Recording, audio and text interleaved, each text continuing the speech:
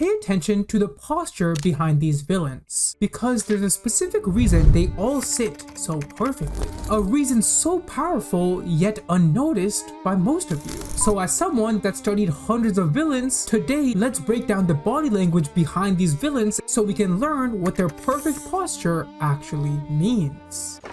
An officer walks into a home to interrogate this man, a man that's secretly hiding wanted people in his home. After the officer carefully pulls out his papers to begin the interrogation, I want you to notice the very strict way he's seated. His back has no rounding and his hands are calmly placed on the table. This upright posture is a technique that gives villains control. It shows he feels completely confident in his conversation. In other words, he is totally unfazed. In contrast, when you look at the other guy's broken posture, you can tell that there is worry. You see the rounding of his back, the hands constantly touching the face. Clearly, this looks like a man that is fazed by the conversation. What's truly frightening is the fact I can find an exact duplicate of this scene in Jeffrey Dahmer's show, whose perfect posture also gives off the same effect. He feels terrifying here, not only because of how enlarged he physically looks, but also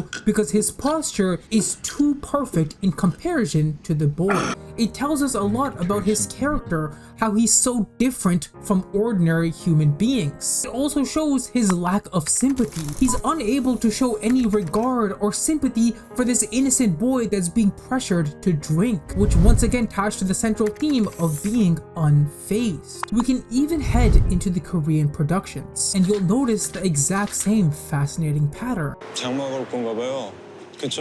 Here, I won't even point out the villain to you, but instantly you'll notice for yourself it's clearly the person that's unemotional, unreacting, just there. And in comparison, the normal, ordinary human being is scuffling his feet or playing with his hands. These are all subtle elements that reveal the anxiety, the general emotion that we feel. The reason they don't have these traits is because they don't feel emotion, or at the very least, they don't feel it in the same way. Think of posture like an unspoken challenge by these villains. It's an intimidation tactic that gives the vibe, no matter what you say or do, I will remain unfazed.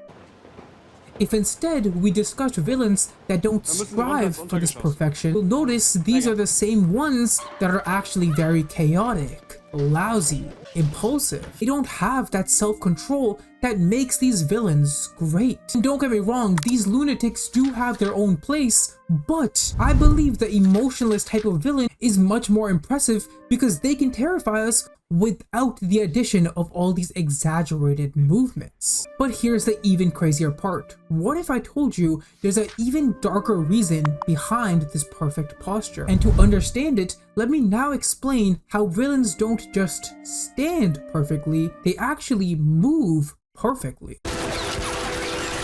If we go back to the officer in the first example, after one of the girls that was hiding runs away, why doesn't this officer go running after her in this doorway? Why instead does he just calmly sit his briefcase down and watch her flee? And again, much later in the movie, when he finds out information on some undercover spies, why doesn't he rush to make this call? Der Kerl im Weißen Smoking.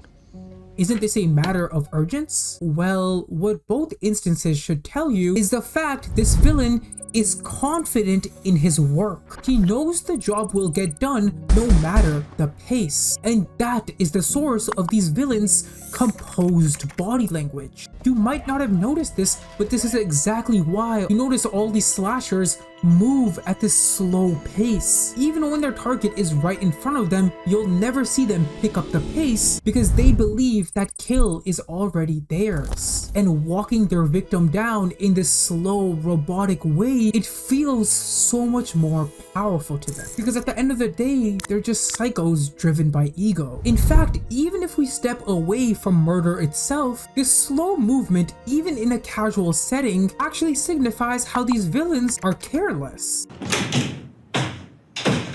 There's a fascinating scene in this Korean show where our main character slowly stumbles into this shared kitchen. After standing there for some time, he gets into a scuffle with his weird neighbor. As the argument escalates, his other neighbor also enters the scene, where things eventually escalate further and further until this happens. The man in black arrives in the room, and I want you to notice how he made direct eye contact with the people arguing, but then just walked right through them, very calmly brushing by with his posture unfazed. This is once again a subtle tactic used for power. It gives the effect I don't need to say anything. I will walk right by you, and I will do it without feeling anxious or worried. Why would I feel those things when I am in complete control? Which adds to that unfazed effect. You notice how these people even look at him in this stunned way, puzzled by the fact he's so nonchalant. He does the exact same thing a couple episodes later. Fight breaks out, but before anything happens, the villain spawns in the corner of the room and walks up in this careless demeanor, highlighting how he just doesn't care. When he walks into a room, that room is now his, no matter how others may feel. But then, as I was writing this video, I realized there is still one more terrifying reason behind perfect posture that we still haven't discussed. A reason that might literally get you killed if you don't pay attention. Imagine you're sitting in a meth lab, anxiously waiting around because your boss has requested you. You think you might be in trouble, but you aren't certain. A few minutes later, your boss finally arrives. Surprisingly, he takes a few steps and examines the room in a very calm manner, eventually walking down the stairs completely relaxed. He doesn't say a word and just walks up to you very slowly with this perfect posture. But still, he does nothing. You start to question if he's even mad at you at this point. But who knows, because by then, he quietly walks away to start changing. Once again, what you notice is a completely relaxed face, almost smiling here. Eventually, a few minutes pass and he picks up a box cutter. How would you guard against that? Huh? Now, finally, you can see that there is danger in front of you. You're certain this might be your end. He's about to come kill you. He's about to attack. But then this happens.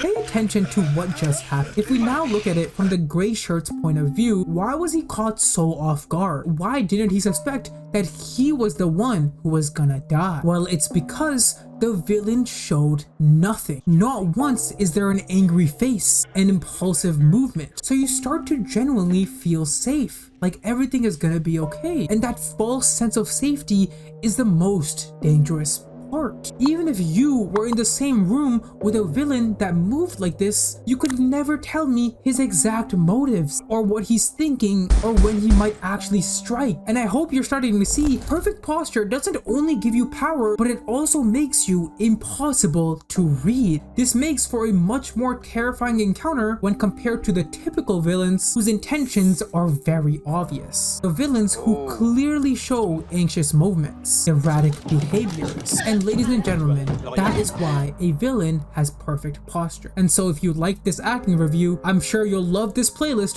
filled with more reviews. So definitely go check that out and make sure you subscribe so I can see you guys next week.